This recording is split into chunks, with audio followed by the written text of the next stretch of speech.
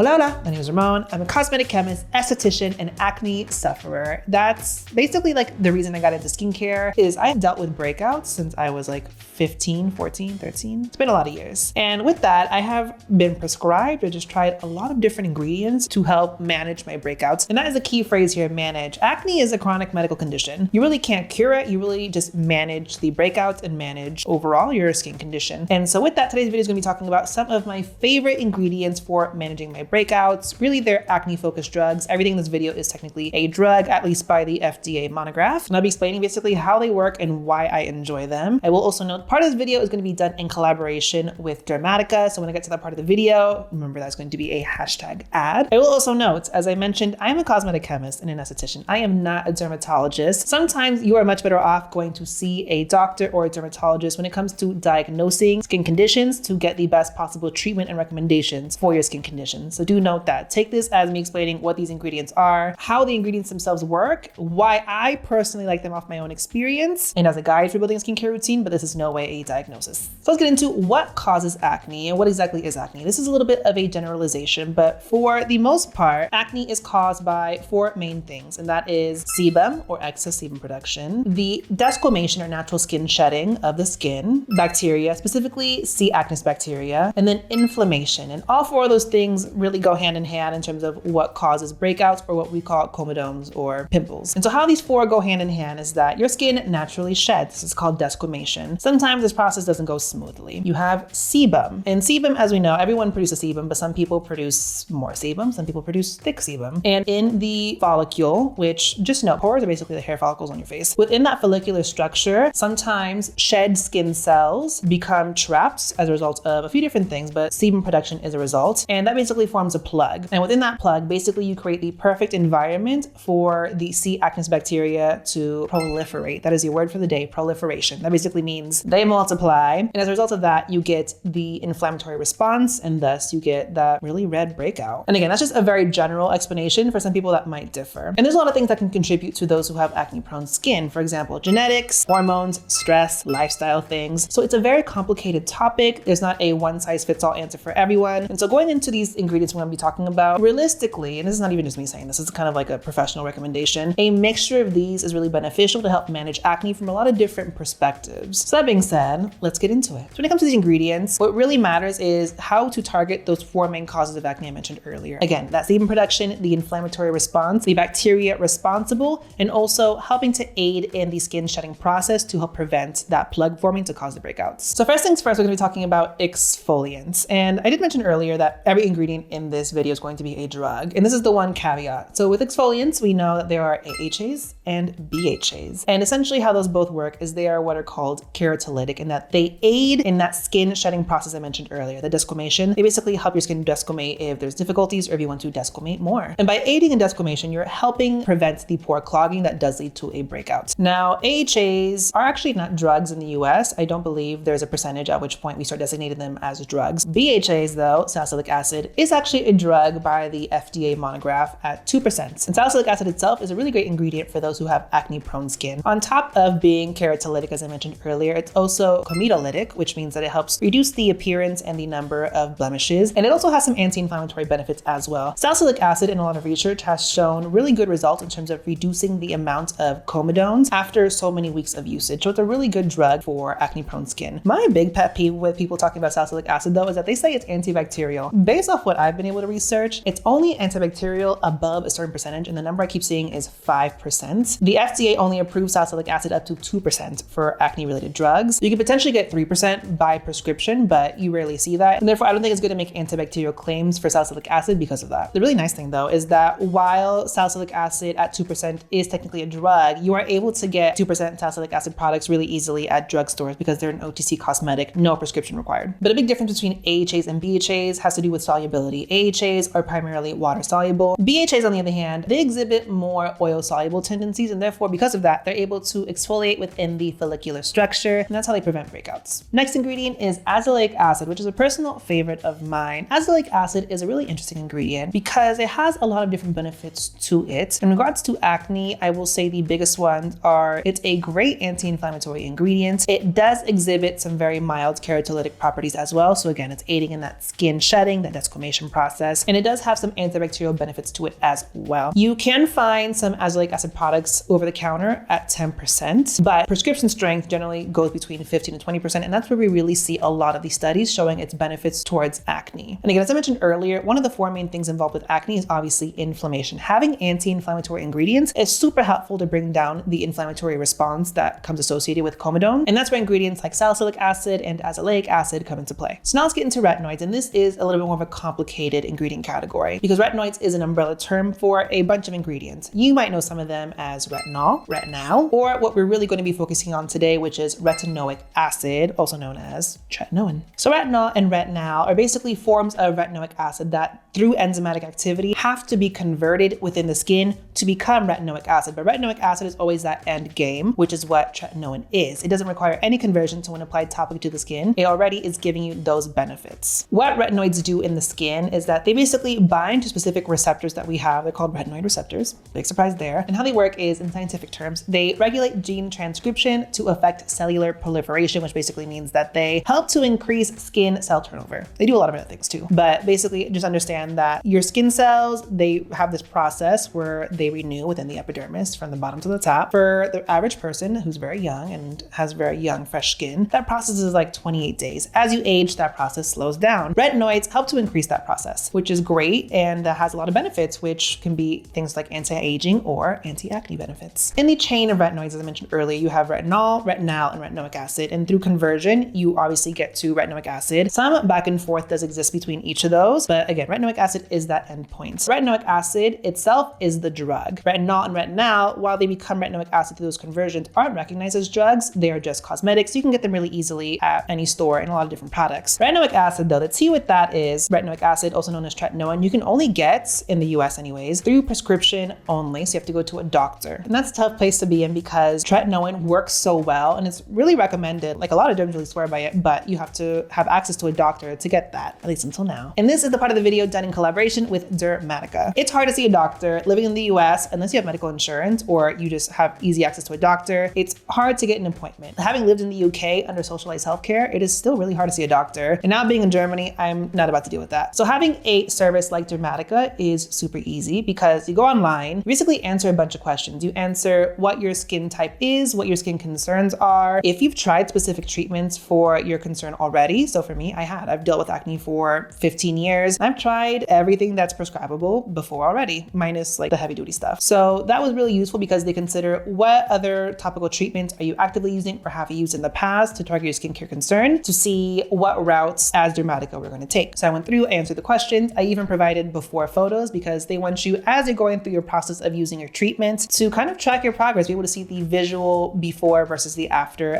so many months of using your product. And with that, super easy, I got this. This is my Dermatica prescription of tretinoin 0.025%, niacinamide 4%, and clindamycin 1%. So this is a little bit more of a complex of ingredients to target my specific skincare concerns, which for me was acne, as well as the associated pigmentation that goes along with that. And the tea with retinoids is salicylic acid. It's an exfoliant. It's going to exfoliate your skin, and with doing so, you don't want to use that too frequently. Azelaic acid, while it is an anti-inflammatory, it's a little bit spicy still, so you want to incorporate it into your routine gradually. Retinoids, they can be spicy, especially tretinoin, which again is the direct form of retinoic acid. Great benefits towards acne, but it's not something you want to start using every day off the bat because it can be very, very intense. I've been on my tret now for, I say roughly like 4 weeks at this point. And I mean, you can see on camera, I don't look great at this moment in time. I'm still dealing with a little bit of the retinization process. When you use retinoids, your skin has to go through a process of adjusting to that. And that can include things like dry, peely skin, which I did deal with, or purging, which is breakouts, which I'm kind of finishing up right now, but it's definitely not an easy process. And I'm someone who I have used retinol and retinal pretty much every day for a long time at this point, and I still was not ready for the intensity of tret. So just know that tretinoin is an intense treatment. Dermatica does explain to you how to slowly incorporate it into your routine. I got real brave, but I'm at the 4-week mark of it right now. I've seen a gradual improvement in my skin in the last week or so, and going forward, I'm expecting much clearer skin and seeing the improvement of what consistent tretinoin use can do for me. At this point, I'm using tret about 3 times a week, and I'm really incorporating it into a routine where the focus is really soothing my skin. With Dermatica, considering how they ask what other products I use in my routine on a regular basis now, what I've used before, and what my concerns are, it's interesting that they didn't just prescribe me straight tretinoin, which I've gotten from my doctors. They really looked at the overall condition of my skin, and as I mentioned with my prescription. They gave me a mixture of ingredients that are specifically targeted to those concerns. Tretinoin is retinoic acid. Niacinamide is a great ingredient in skincare for a lot of different reasons. Specifically with this prescription, I see it being in here,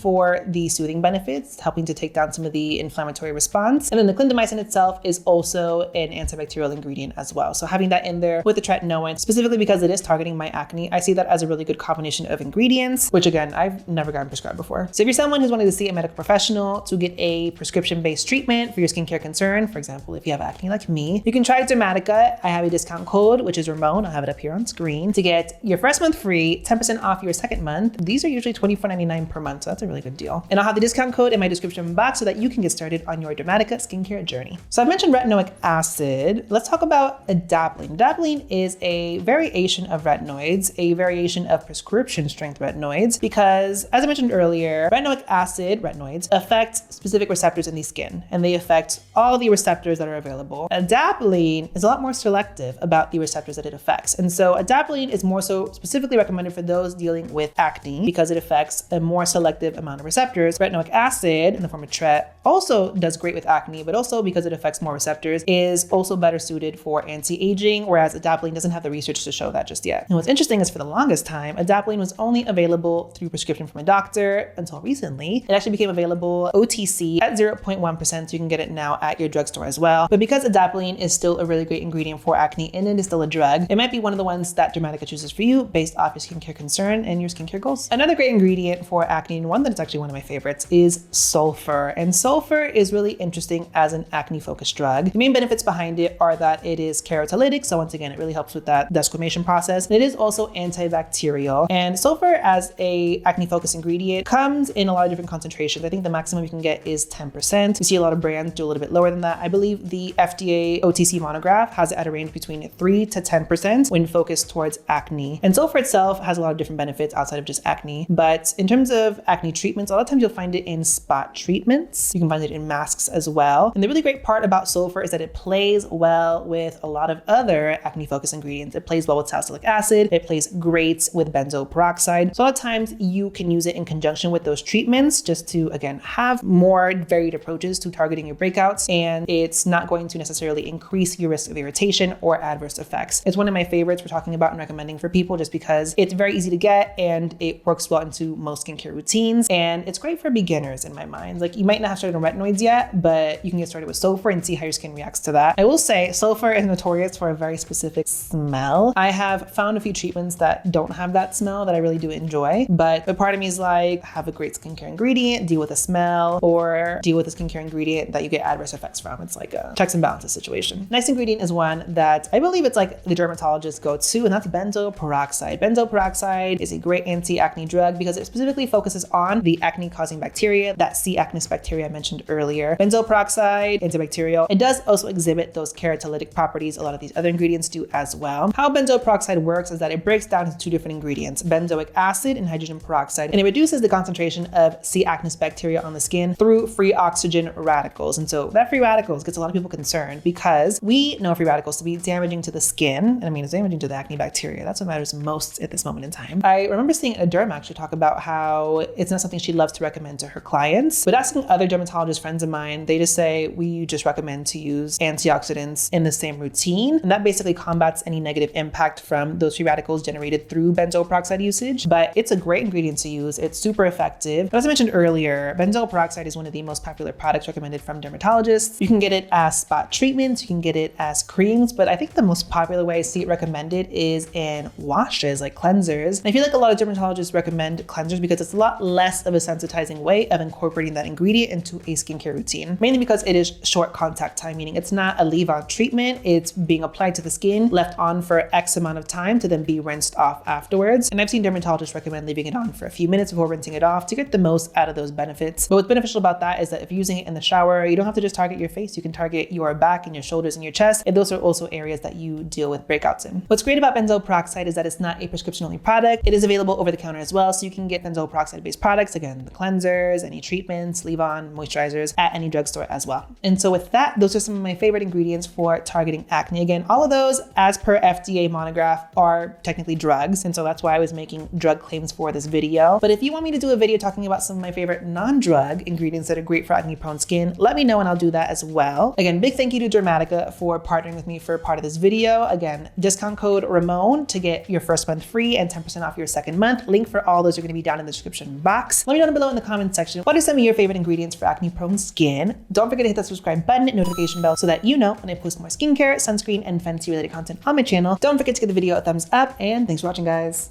Bye.